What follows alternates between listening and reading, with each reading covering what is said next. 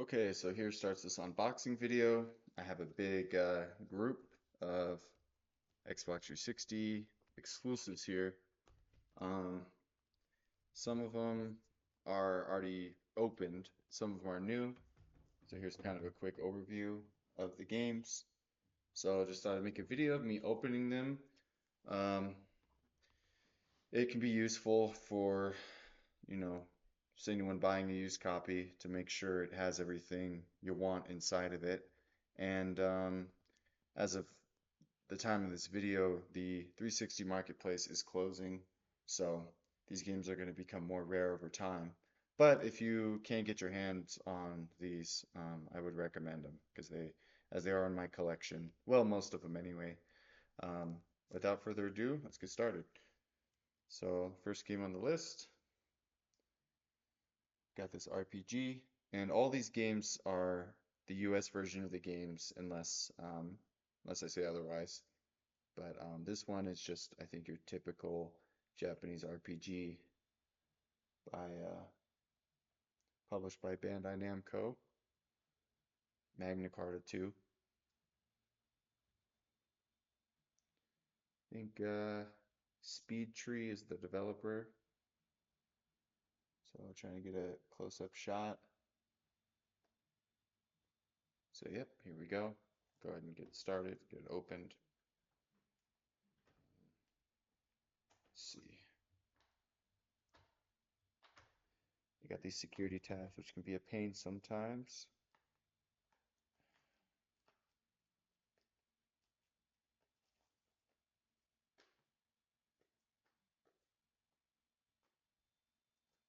This one's actually a bit rough. I think this one's still under the plastic, actually. Get started on a corner here.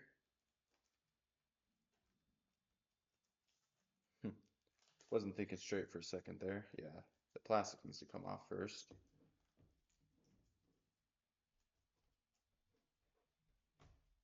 By the end of this video, there might be a huge pile of plastic here, but I'll try to put it off to the side as much as I can. So I don't think this game was all too expensive, to be honest. A lot of these games on this list, kind of, I mean, pricey for the average 360 game. Overall, not too bad. Here we go. First one. So now I'll go ahead and get it opened. Looks like a multi-disc game. I actually didn't expect that. Got the manual.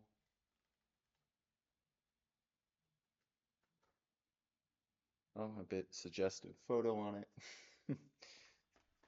And looks like we've got, I'm doing this video kind of upside down, so bear with me on that. Disc 1, Disc 2, I imagine they're both play discs. At some point you probably have to swap them out. There are a lot of RPGs that had done that on the 360. Given the disc size was just a dual layer DVD and not a Blu-ray. But so there's one down. Here you go, the next RPG. This one I think already is sold as being new with the plastic kind of opened on the corner a little bit. I'll go ahead and give a display of it after I get the plastic off here. So this game also published by Atlas. Well, not also, but there are more in the next one. I think there's another one here. Oh, maybe not. But yeah, no, this one's published by Atlas. Made by Idea Factory. So this is kind of a turn-based RPG. So I can go ahead and now get the good display of it going. There's the back. Let me get the security tab off. I think I should just get this trash off screen and clean it up later.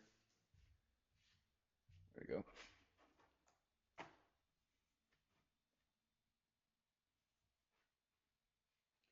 And yes, I am not um, using gloves or being super particularly careful. I'm being careful enough. This is a part of my own collection, so I'm not hanging them up in a museum or anything, so I'm not too worried.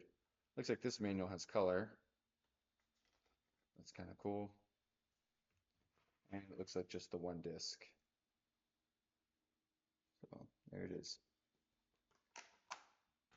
And next on the list, yeah, this is the one also published by Bandai Namco, except it's more similar to Spectral Force 3. It's a turn-based RPG, and this one plays like a board game. I almost think of with the monsters being like Yu-Gi-Oh! And the board game being like Mario Party. I feel almost a combination between the two.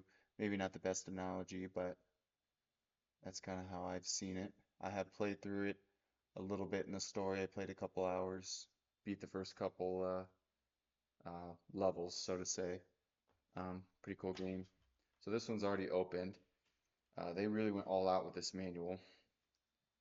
You've got, I actually, while I was playing it, I had referred to the manual quite a bit because there are a lot of very specific things that can be helpful, such as like the types of cards you're using or what the symbols mean on the cards, stuff like that. So yeah, this manual is over 50 pages long and just in one language, English. So, and there's the disc art. Okay, there we go. This one was a series on the original Xbox, Kingdom Under Fire. There was two other titles. This being the third title, the first one in the 360, and I think the last title in the series. It was not perceived to very well. The first two were decent, were good um, as far as critic ratings go. This one went pretty horribly wrong, but it was a 360 exclusive, and I wanted to give it a shot, so I'd gotten a copy of it, and it appeared that this one gets a 48-hour gold trial, so you could play it online with a friend. I got two copies of the game. One of them I already opened, so it's not really going to be much of a surprise in here for me.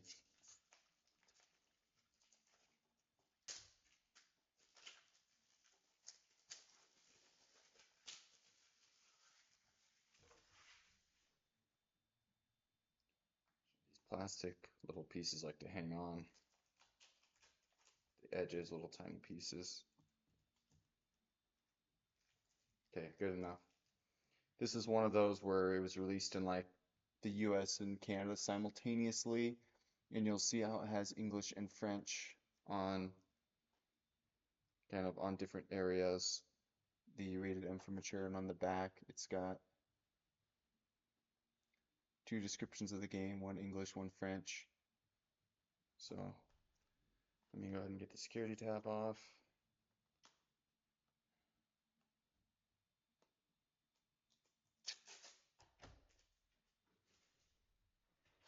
All right, get the game open.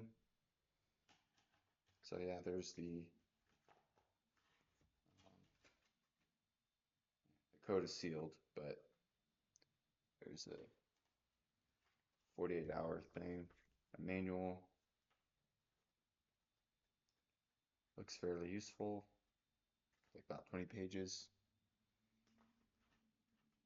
And the disc art. On to the next game. This one's a pretty special one. So they had released Ninja Gaiden 3, and then they had released an updated version, Ninja Gaiden 3 Razor's Edge. This one was on the 360, and then it went onto the Xbox One. I believe a lot of people liked this version better than the next gen one. I think this one actually was more popular. The only caveat, and I haven't fully tested it, but I believe there's a code. Well, because it's a new copy, it should have a code in it. Otherwise, you'd pay $10 for the code to play online. I don't know if that still is required or if they had changed that. But yeah, but this is I've only heard kind of good things about this game, and Ninja Gaiden is a overall pretty solid series. And what made the 360 specials, they had kind of the best versions. They had remastered them with Ninja Gaiden Sigma and that kind of thing. Especially if we're talking about Ninja Gaiden 2, the 361 is the superior one, as the Sigma version that went to PC and PS3 and so on. they had removed the blood and gore and stuff in it.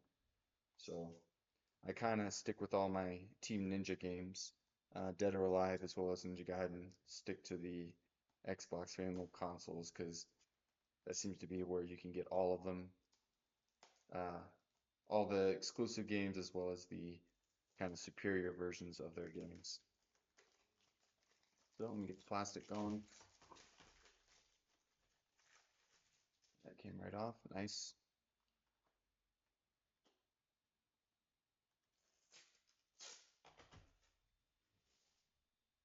All right, get another nice and close view.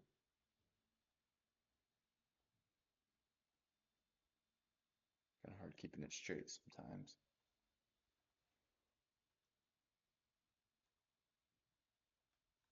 All right. All right, yep, that's what I was referring to, the online pass. Yep, there's a code on the back. Yep, and that it's got that brand new smell. So I believe that this female character it's showing is one of the three main characters you can play as in this game, if I'm not mistaken. Don't quote me on that. I think the manual looks like, yeah, it's in English and French as well.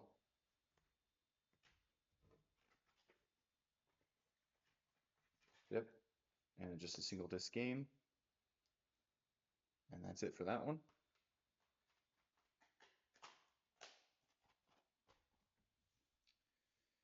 Next one isn't brand new, but worth mentioning because it was released with this graphic novel, and that's on the sticker. That's part of the cover art. Yeah, this was a 360 exclusive RPG, actually made by none other than From Software and published by Ubisoft, which is right, very interesting to hear that. I don't think there's any other game that was made by From Software and published by Ubisoft, but um, as you know, with most cardboard kind of packaging and things, they do get kind of bent and pushed on and stuff, but so, but this one's pretty cool. There's the graphic novel, and it is kind of backward because it's Japanese, so they go from, they read from right to left. Black and white kind of thing going on here. Import Tuner Challenge. Also published by Ubisoft and a 360 exclusive. Little ad on the back there. Single disc game, surprisingly enough. Most of these RPGs, like I said, were multi-discs. Yep, and then there's the manual. So that one pretty simple. It's just a big box game and has a kind of extra thing included. But as far as I'm concerned, this is everything you'd get if you bought it brand new. All right, next. This is a Japanese shoot 'em up. There was a lot on the 360 at the time that were exclusive to the 360 shmups or Japanese shoot 'em ups. So, yep. Here this one is with the suggestive cover art and everything. So let's get this one opened.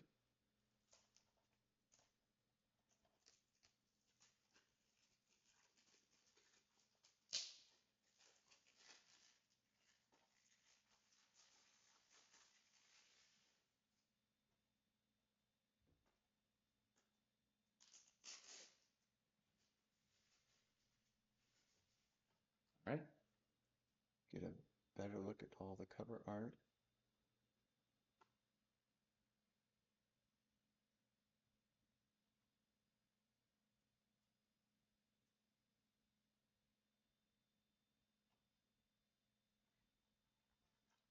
Get it open. So yeah, pretty straightforward.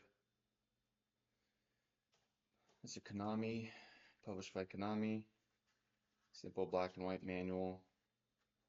Looks like in a couple different languages. And who is that? think developed by, yeah, this is just, I think this is just a Konami game. Oh, yep, there it is.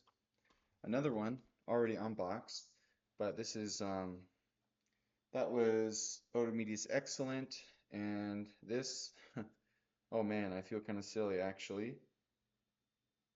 I don't remember the name of this one. I might have it here saved.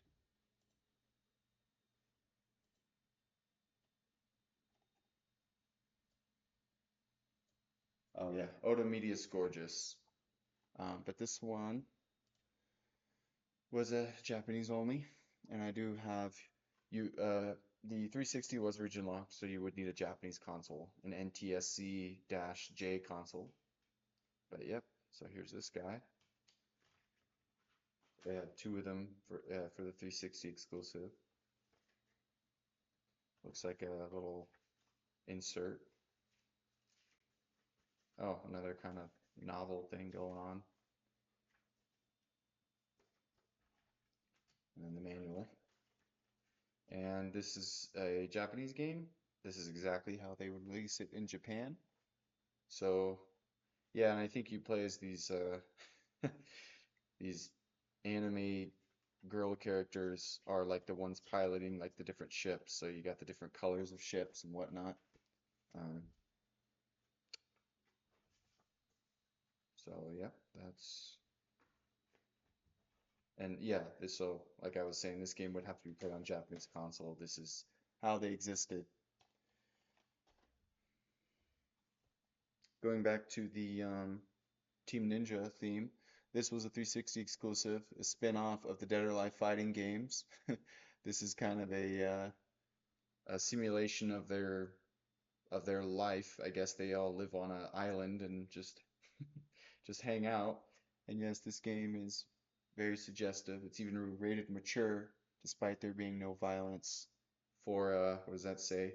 Partial nudity, sexual themes, and simulated gambling. And that is enough to make it mature.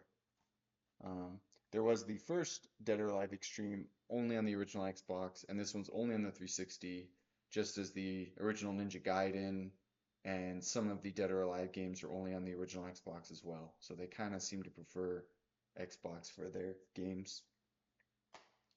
So this one, and the disc, I think they kind of went all out with this manual as well. And yeah, some nice HD photos of the of the characters and a lot of details on the activities and things you do in the game. And as I understand, you have to buy things from the shop and gift it to them. And there's the gambling, the mature rating was referring to. Um, but as I understand, it's a pretty tough game to fully get 100% because you have to buy all the gifts and all that, whatnot. Dead or Alive 10-year anniversary. And this is okay, yeah, about 50-page manual, so pretty thick.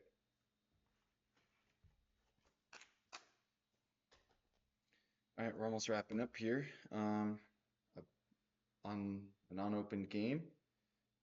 This one, let's see. Okay, I think it was the Otomedius Gorgeous. If I go back for a second, this one actually seemed almost kind of faded. You can see the Xbox logo is kind of blue and not green. So this must have been left out in the sun. And unfortunately, I didn't notice until after I had bought it. Um, or Otomedius Excellent, yeah. So, but this was a used copy anyway.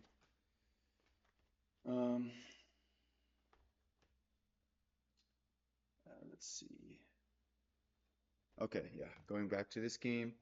This game almost looked a little faded as well, but we'll see in a minute. This was the there was the snowboarding game called Stoked, and then Stoked Big Air Edition. One of them was an exclusive on the 360, and another one got released on PC later on. I believe this is the superior version, obviously.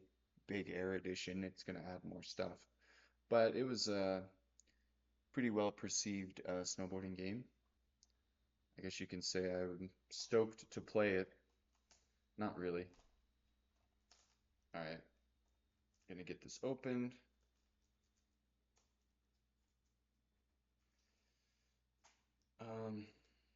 So yeah, this is pretty straightforward, just a snowboarding game. Like I said, there are many other games I have in my collection. Um, as the 360 marketplace was nearing its close, I decided to get all the games in the 360 I wanted, which isn't very much, because I was just focusing on getting the exclusives. So here we go. Let me get the security tab off, and then we'll get another view of it.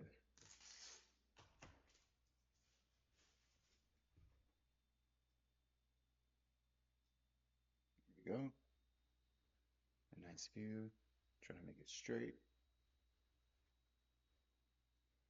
Also, if you've gone this far in the video and you're still listening to the audio, I imagine you don't mind it.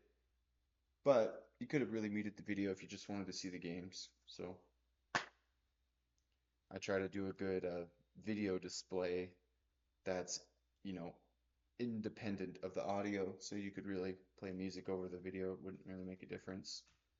Oh, it looks like you've got a little mail-in thing. You can get a magazine or something, a buyer's guide. A lot of these games during this era still kind of carried this. I think there was a Team Ninja one in one of the games, Dead or Alive games, or Ninja Gaiden or something that had one of these. I think Rockstar Games Table Tennis had it, kind of unrelated to the video, but um, and maybe it was a Konami game as well. But yeah, I know this was more of the 6th gen era, original Xbox and PS2, but they still had magazines and things like that going on. So here we go. A grab Bible. Ooh, that actually is pretty neat. How to do all the different grabs. Get a nice view of that. Don't know if I can get the whole thing in frame.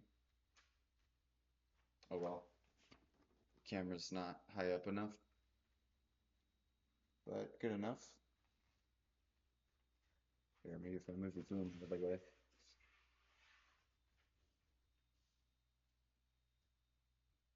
There you go, almost in full frame. Pretty cool. I didn't know I was going to get a little bonus in this game.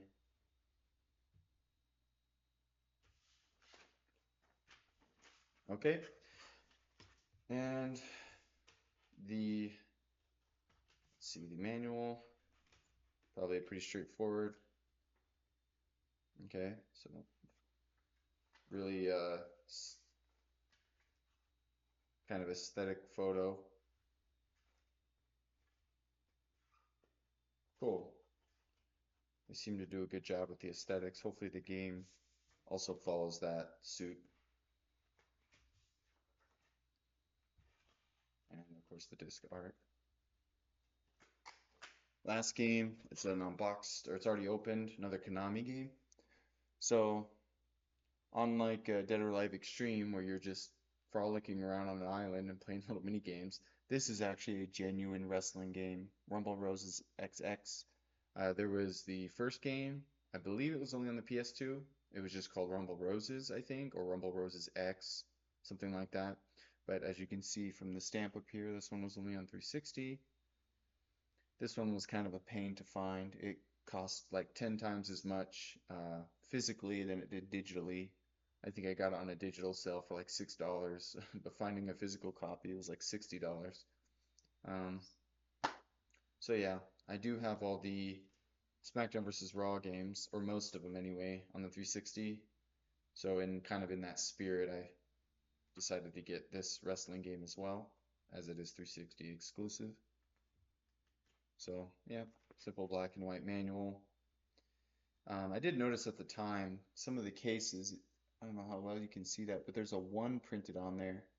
And there are those RPGs where they'll have 3 discs and there'll be a 3 on there. And they'll just put all 3 discs on 1. So I think very early on with some, some game publishers or some manufacturers, I suppose, they kind of had done it a little differently, and it doesn't have really a push tab, so you'd kind of have to just lift the disc from the edges up. So I just thought that was interesting in how they made these cases a little different. So anyways, that's the video. That's the group of games. I have more rarities and things I could show, but those were all the ones I had to unbox. And yeah, that's it. Thanks for watching.